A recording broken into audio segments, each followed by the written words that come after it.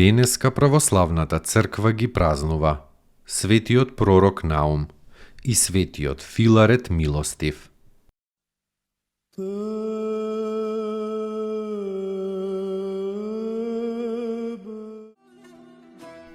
Светиот пророк Наум, родум од племето на Симеон во местото Елкесем од другата страна на Јордан.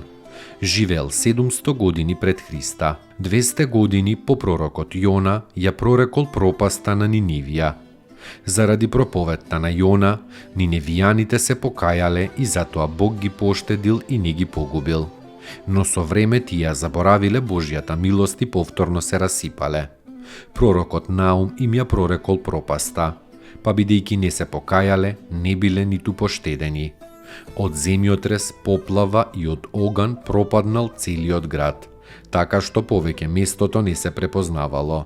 Свети Наум поживеал 45 години и се упокоил во Господа, оставајќи една мала книга за своите вистински пророштва.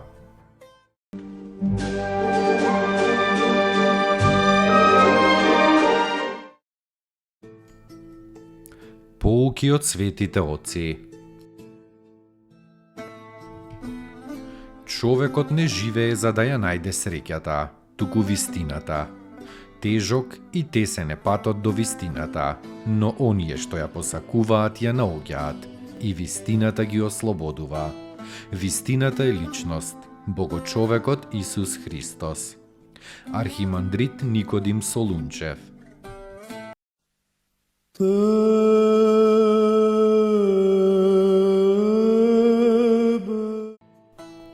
Светиот Филарет Милостив, од селото Амнија од Пафлагонија. Во почетокот Филарет бил многу имотен човек, но делејќи многу милостина на сиромасите, и тој станал сиромав. Но не се исплашил од сиромаштијата, туку со надеж во Бога кој рекол: блажени се милостивите, оти ќе бидат помилувани. Го продолжил делото на милосрдие, не обрнувајќи внимание на негодувањето на својата жена и на децата. Орајки еднаш на нивата му дошол некој човек и му се пожалил дека му умрел волот на јаремот, та не можел со еден вол да ора. Тој го одврзал едниот свој вол и му го дал на човекот. Го дал и својот последен конј на некој што бил повикан да оди во војна. Го дал и телето од последната крава, па кога забележал дека кравата рика по одделеното теле, а телето по кравата, го викнал човекот и му ги дал и телето и кравата. И престарениот Филарет останал без храна во својот дом. Но тој се молел на Бога и на него се надевал. И Бог не го оставил праведникот да се посрами на својата надеж. Во тоа време царувала Ирина со својот млад син Константин. По тогашниот обичај царицата испратила луѓе по целото царство да ја бараат најдобрата и најугледната девојка со која ќе се ожени синот на царот. Според Божја промисла, тие луѓе застанале на конак во домот на Филарет. Ја виделе неговата внука Марија и ја одвеле во Цариград. Девојката му се допаднала на царот и тој се венчал со неа, а Филарет и целото негово семејство го преселил во престолнината и му дал голема чест и богатство. Филарет не се погордеал со таквата ненадејна среќа, туку благодарен на Бога и сега продолжил да прави добри дела, уште повеќе од порано.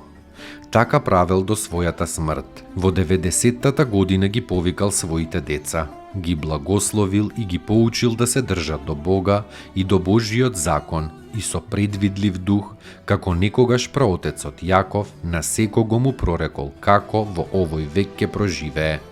Потоа легнал во манастирот Родолфија и ја предал својата душа на Бога. Пред смртта лицето му засветлило како сонце, а по смртта од него излегол необичен благопријатен мирис и се случиле чуда од неговите мошти. Овој Божи праведник се упокоил во 797 година. Неговата сопруга Теозва, како и сите негови деца и внуци, поживеале богоугодно и завршиле во Господа.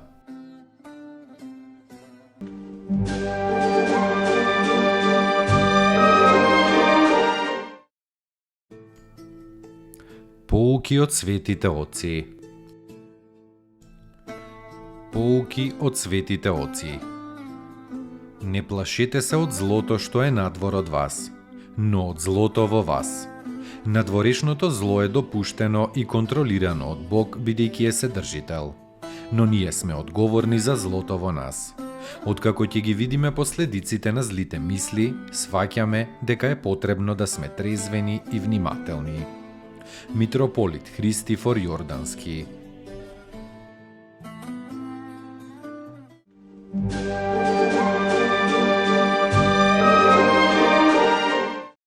Достойно est Јаково истину, блажити Тја Богородицу, присно блаженују и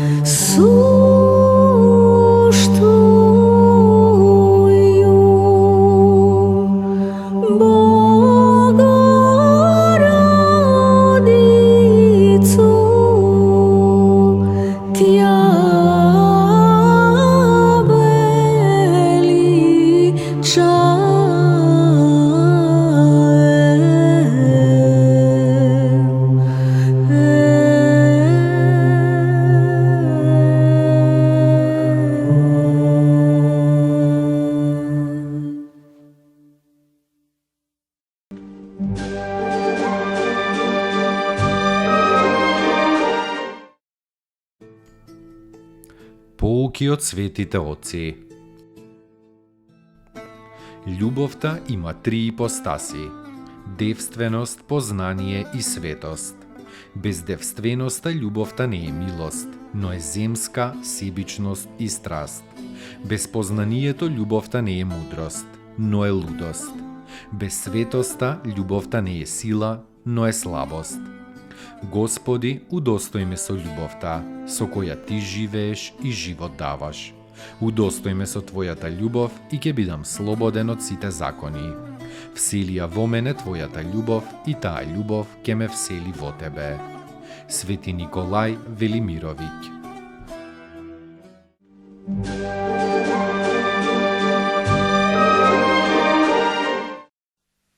Te